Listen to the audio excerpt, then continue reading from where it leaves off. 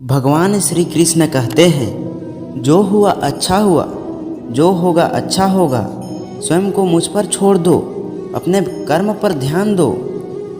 कर्म ऐसा जो स्वार्थ रहित, पाप रहित हो।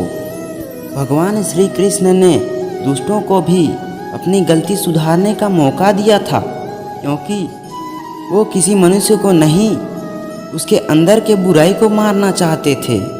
और संदेह की स्याही से संबंध के पृष्ठ पर कभी शुभ अंकित नहीं होता, इसलिए अपने मन के विचार और संबंधों का आधार दोनों ही शुभ रखें। मोहग्रस्त होकर अपने कर्तव्य के पथ से हट जाना मूर्खता है, क्योंकि इससे ना तो हमें स्वर्ग की प्राप्ति होगी और ना ही कीर्ति बढ़ेगी।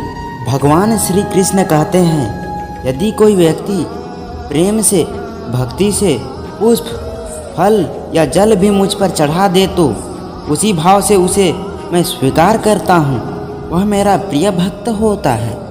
भगवान कहते हैं, उससे मत डरो जो वास्तविक नहीं है, ना कभी था ना कभी होगा।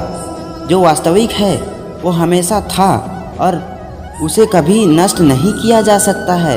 भगवान कहते हैं, जीवन में आधे दुख तो इस कारण जन्म लेते हैं क्योंकि हमारी आशाएं बड़ी होती है। इन आशाओं का त्याग करके देखो, जीवन में सुख ही सुख है।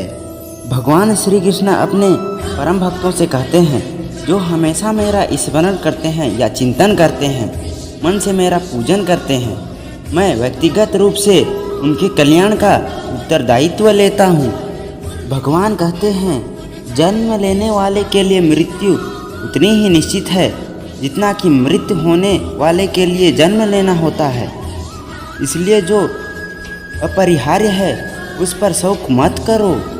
भगवान श्री कृष्ण कहते हैं, अगर यदि कोई तुम्हें दुखी किया है तो बुरा मत मानना। लोग उसी पेड़ पर पत्थर मारते हैं जिस पेड़ पर ज़्यादा मीठे फल होते हैं। अंत काल में जो मनुष्य मेरा स्मरण करते हुए देह त्याग करता है वह मेरी शरण में आता है। इसलिए मनुष्य को चाहिए कि अंत काल में मेरा चिंतन करे। यह सच बात है कि भूल करके ही मनुष्य कुछ सीखता है, परंतु इसका मतलब ये नहीं कि वह जीवन भर भूल करता रहे और कहे कि हम सीख रहे हैं। भगवान श्री कृष्ण कहते हैं, इस जगत में मनुष्य भौतिक वस्तुओं का भोग कर सकता है, अगर वो चाहे तो सब कुछ छीन सकते हैं, मनुष्य कुछ भी नहीं कर सकता। भगवान कहते हैं, स्वार्थ से रिश्ते बनाने की कितनी भी कोशिश करें वो कभी नहीं बनते, और प्रेम से बने रिश्तों को कितना भी तोड़ने की कोशिश करें वो कभी नहीं टूटते। भगवान श्री कृष्ण कहते हैं, क्रोध से भ्रम पैदा होता है, भ्रम से बुद्धि व्यग्र होती है। जब बुद्धिमान व्यक्ति व्यग्र होता है तब तर्क नष्ट हो जाता है, तब तर्क नष्ट होता है, तब व्यक्ति का पतन हो जाता है। भगवान श्री कृष्ण कहते हैं, आत्मा ना तो जन्म लेती है, ना कभी मरती है, और ना ही इसे कभी जलाया जा सकता है, ना ही पानी से गीला किया जा सकता है। आत्मा अमर और अविनाशी होता है। भगवान श्री कृष्ण कहते हैं, अगर व्यक्ति शिक्षा से पहले संस्कार, व्यापार से पहले व्यवहार और भगवान से पहले माता पिता को पहचान ले तो जिंदगी में कभी कठिनाई नहीं होगी। यदि विषयों का चिंतन करने से विषयों की आसक्ति होती है, आसक्ति से इच्छा उत्पन्न होती है और इच्छा से क्रोध होता है, क्रोध से सम्मोहन और अविवेक उत्पन्न होता है।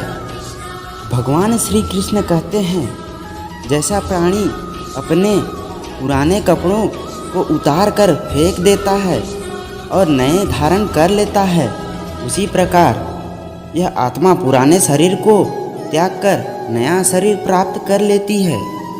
भगवान कहते हैं, तुम उसके लिए शोक करते हो जो शोक करने के योग्य नहीं है, और फिर भी ज्ञान की बातें करते हो। बुद्धिमान व्यक्ति कभी जीवित और ना ही मृत व्यक्ति के लिए शोक करते हैं। मन की गतिविधियों, होश, श्वास और भावनाओं के माध्यम से भगवान की शक्ति सदा तुम्हारे साथ है और लगातार तुम्हें बस एक साधन की तरह प्रयोग कर सभी कार्य कर रही है। भगवान श्री कृष्ण कहते हैं, हर किसी के अंदर अपनी ताकत और अपनी कमजोरी होती है।